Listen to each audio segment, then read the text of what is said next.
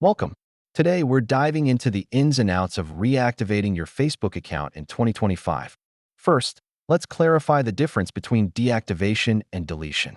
Deactivation means your account is temporarily disabled, while deletion is permanent. To reactivate your account in 2025, simply log back in using your email and password. Follow the prompts to set everything back up. Be aware that certain limitations may apply, such as temporary restrictions if your account was flagged for policy violations.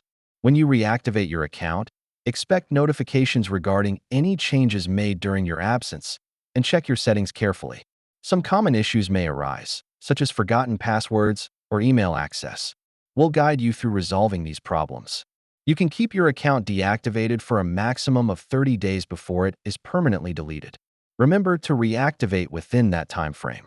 People choose to deactivate their accounts for various reasons, ranging from privacy concerns to taking a break from social media. After reactivation, manage your account effectively with privacy settings, limit friend requests, and regularly review your posts. To wrap up, reactivating your Facebook account is an easy process if you're aware of the guidelines. Thanks for joining us today.